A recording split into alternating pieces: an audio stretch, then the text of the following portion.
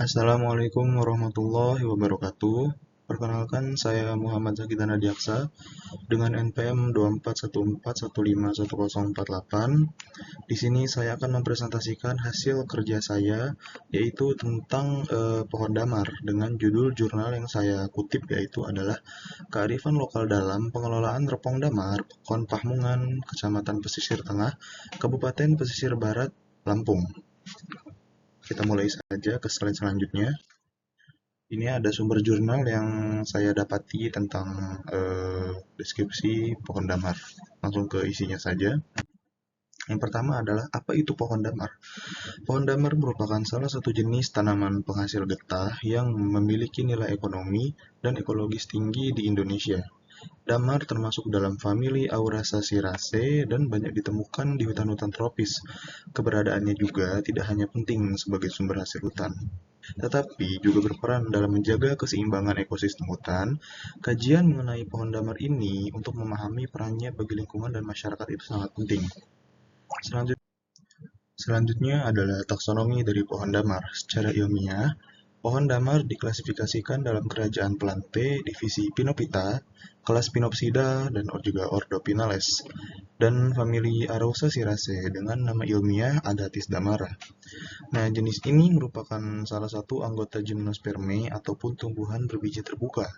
Damar juga memiliki hubungan kekerabatan dengan jenis konifer lainnya seperti pinus dan cemara yang juga menghasilkan resin ataupun getah. Kita lanjut ke halaman berikutnya, yaitu adalah morfologi umum, di mana pohon damar itu memiliki batang yang lurus dan juga silindris, dengan tinggi mencapai 60 meter dan juga diameter hingga 2 meter. Kulit batangnya berwarna coklat keabu-abuan dan dapat mengeluarkan getah jika terluka. Daunnya tebal, berbentuk lonjong, dan berwarna hijau. Struktur morfologi ini menunjukkan adaptasi terhadap lingkungan hujan tropis yang lembab dan memiliki intensitas cahaya yang tinggi. Selanjutnya adalah sistem perakaran. Sistem perakaran damar sendiri itu tergolong kuat dan dalam, memungkinkan pohon ini tumbuh secara kokoh di tanah berbatu maupun tanah yang berpasir. Akar tunggangnya menembus jauh ke dalam tanah untuk mencari air dan juga unsur hara, sedangkan akar lateral menyebar untuk memperkokoh posisi batang. Struktur akar ini juga berfungsi penting dalam mencegah erosi dan juga meningkatkan daya ikat tanah terhadap air hujan. Selanjutnya adalah habitat dan juga sebaran. Damar tumbuh baik di wilayah tropis dengan ketinggian antara 100 hingga 1.200 meter di atas permukaan laut. Habitat alami damar meliputi daerah hutan hujan tropis di Indonesia, Filipina, dan juga Papua Nugini. Di Indonesia sendiri, pohon ini banyak ditemukan di daerah Pulau Sulawesi dan Pulau Maluku. Dengan sebagian wilayah Sumatera, kondisi tanah yang gembur dan memiliki drainase baik sangat mendukung pertumbuhannya. Selanjutnya adalah getah damar sebagai HBK utama. Nah, getah damar sendiri merupakan suatu komoditas utama yang dihasilkan oleh pohon ini. Proses penyadapannya dilakukan dengan melukai batang untuk merangsang dengan keluarnya getah yang ingin kita ambil, yang kemudian itu mengeras menjadi damar batu. Nah, produk ini bernilai tinggi karena digunakan dalam industri cat, kosmetik, dan farmasi. Pemanfaatan ini menunjukkan potensi besar damar sebagai HBK unggulan yang bernilai eksplor. Selanjutnya adalah pemanfaatan kayu dan juga non-kayunya. Meskipun termasuk hasil hutan bukan kayu, pohon damar juga memiliki kayu yang berkualitas sedang. Namun, fokus utama pemanfaatannya tetap pada getahnya yang terbarukan.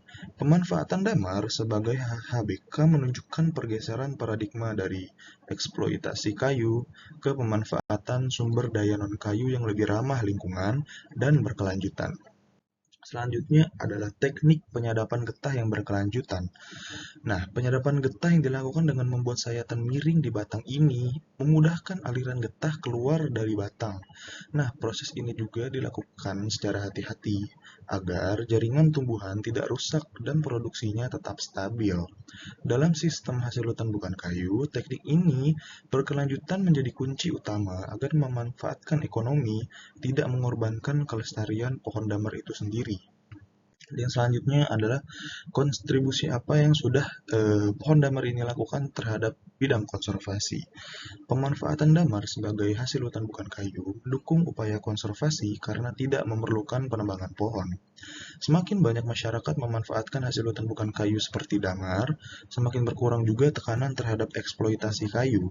Oleh karena itu, pengembangan damar menjadi strategi penting dalam menjaga kelestarian hutan hujan tropis dan juga mengurangi deforestation. Selanjutnya, yaitu adalah nilai sosial dan juga nilai budaya. Pohon damar sendiri memiliki makna sosial dan juga makna yang budaya bagi masyarakat adat di Indonesia. Getah damar sendiri sering digunakan dalam upacara adat dan juga simbol kesejahteraan. Keterkaitan budaya ini menunjukkan bahwa hasil hutan bukan kayu tidak hanya berfungsi secara ekonomis, ekologi, tetapi juga memperkuat identitas dan hubungan harmonis antar manusia dengan alam. Selanjutnya, inovasi dan juga pengembangan produk. Nah, pengembangan damar sebagai hasil hutan bukan kayu tersebut dilakukan melalui inovasi produk turunan, seperti lilin alami, kosmetik herbal, hingga bahan campuran bioplastik. Nah, campuran bioplastik inovasi ini memperluas pasar dan meningkatkan nilai tambah hasil hutan. Dengan dukungan riset dan teknologi, damar menjadi komoditas unggulan hasil hutan bukan kayu yang berdaya saing global. Nah, kandungan apa saja sih dan juga kegunaan getah damar itu di dalam kehidupan sehari-hari? Getah damar mengandung resin dan juga asam damar yang bersifat keras, tahan panas, serta memiliki aroma yang khas.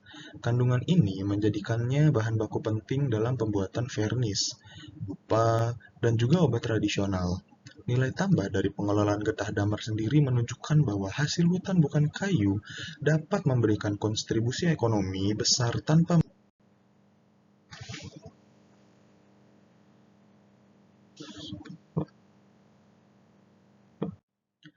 Yang selanjutnya adalah tantangan dalam pengelolaannya. Nah, beberapa tantangan utama dalam mengembangkan damar sebagai hasil hutan bukan kayu antara lain adalah kurangnya pengetahuan teknik penyadapan yang baik, fluktuasi harga pasar, serta minimnya dukungan teknologi pengolahan.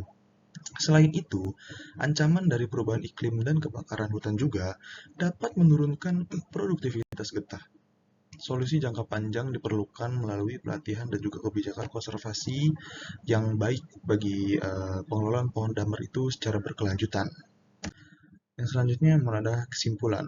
Pohon damar merupakan salah satu aset berharga hutan Indonesia yang berperan besar dalam aspek ekonomi, ekologi, dan juga sosial. Sebagai hasil hutan bukan kayu, damar menunjukkan bahwa kesejahteraan masyarakat dapat dicapai tanpa merusak hutan dan juga tanpa merusak pohon damar itu sendiri.